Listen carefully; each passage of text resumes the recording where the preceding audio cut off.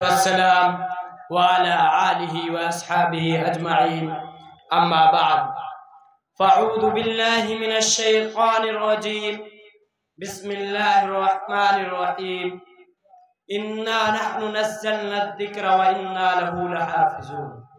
صدر محترم اور حاضرین جلسہ، اسٹیج پر تشریف فرما علماء کرام، آج مجھے جس موضوع پر لب کشائی کرنے کا موقع ملا ہے وہ ہے حافظ قرآن کی فضیلت و اہمیت۔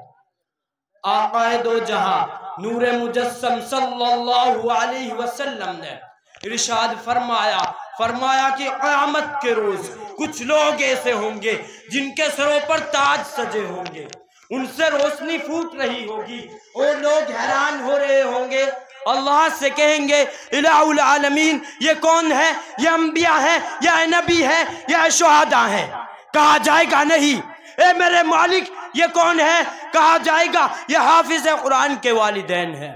تو جن کے والدین کو اللہ تاج پہنائے گا تو جس کی وجہ سے پہنائے گا اس کو کیسا مقام عطا فرمائے گا؟ ہر شخص قیامت کے روز نفسا نفسی کے عالم میں ہوگا، میزان عدل قائم ہے، وہاں پر حساب ہو رہا ہے، پلسرات قائم ہے، وہاں سے لوگ گزر رہے ہیں، گنہگار کٹ رہے ہیں، اور جو جہنمی ہے وہ جہنم کی طرف گھسیٹے جا رہے ہیں، اور وہاں پر کچھ لوگ ایسے ہوں گے جو کشمکش کے عالم میں ہوں گے، خوف کے عالم میں ہوں گے، لیکن جو حافظ قرآن ہوگا اس کے چہرے پر اطمینان ہوگا۔ رب اس سے فرمائے گا اے میرے وہ بندے جس نے قرآن کو اپنے سینے میں سجایا ہے، تیرے لیے یہ ہے جس طرح تو دنیا میں ورتل القرآن ترتیلا پیارے انداز سے قرآن پڑھتا تھا، آج قیامت کا روز ہے، قرآن پڑھتا جا اور جنت کے درجے طے کرتا چلا جا۔ سبحان اللہ، یہ قرآن پڑھتا ہوا جتنا قرآن پڑھتا جائے گا جنت کے درجے طے کرتا جائے گا۔ جہاں پر یہ قرآن کا اختتام کرے گا یہی اس کا مقام ہوگا کہ آپ کے اور میرے دل میں یہ خیال پیدا نہیں ہوتا کہ کاش وہ کہتا ہے کہ میرا بچہ بھی حافظ قرآن ہو جائے۔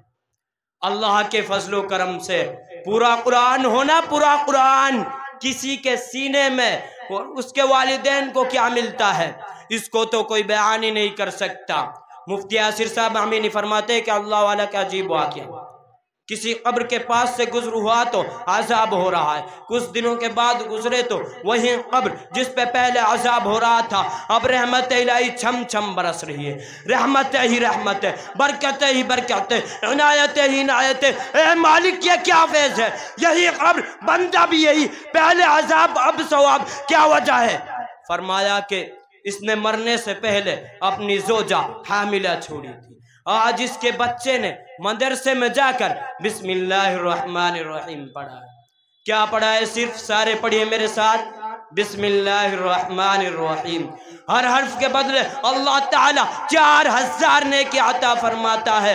بسم اللہ الرحمن الرحیم آج اس کے بچے نے پڑھا ہے، کہا کہ مجھے حیا آئی جس کا بچہ زمین کے اوپر مجھے الرحمن الرحیم کہے، میں اس کو والد کو زمین کے اندر کیسے عذاب دے سکتا ہوں؟ بسم اللہ الرحمن الرحیم اگر کسی کا بچہ پڑھ لے اور رب اس کے والد کو بخش دے تو سوچو جو الحمد سے لے کر والناس تک پورا قرآن پڑھتا ہے اس کا کیا عالم ہوگا۔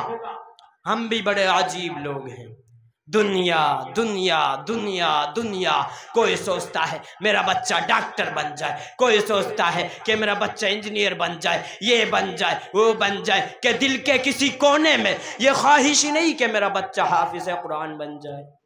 ہونی چاہیے ہر مسلمان کے دل میں یہ خواہش ہونی چاہیے کہ میرا بچہ حافظ قرآن بن جائے۔ علامہ وانی رحمت اللہ علیہ فرماتے ہیں کہ ایک اللہ والے کا عجیب واقعہ، کسی قبر کے پاس سے گزرے تو علامہ وانی رحمت اللہ علیہ فرماتے ہیں کہ حافظ قرآن 6666 درجوں کے اوپر ہوگا۔ حافظ قرآن کی قدردانی آپ کو وہاں پتہ چلے گی کہ ایک حافظ قرآن 10 ایسے لوگوں کو جنت میں دے جائے گا جن کا جہنم کا فیصلہ ہو جائے گا۔ کہاں کا دوستو؟ جہنم کا فیصلہ ہو چکا ہوگا۔ اب میں اس شعر کے ساتھ اپنی تقریر کو ختم کرتا ہوں کہ نہ ہو جسے جینے کا ہنر وہ انسان کیسا ہے، کہ نہ ہو جسے جینے کا ہنر وہ انسان کیسا ہے، اللہ سے ہو جو غافل وہ انسان کیسا ہے۔ میں مانتا ہوں کہ تم افسر ہو زمانے کے، میں مانتا ہوں کہ تم افسر ہو زمانے کے، کبھی پڑھ کر تو دیکھو رب کا قرآن کیسا ہے۔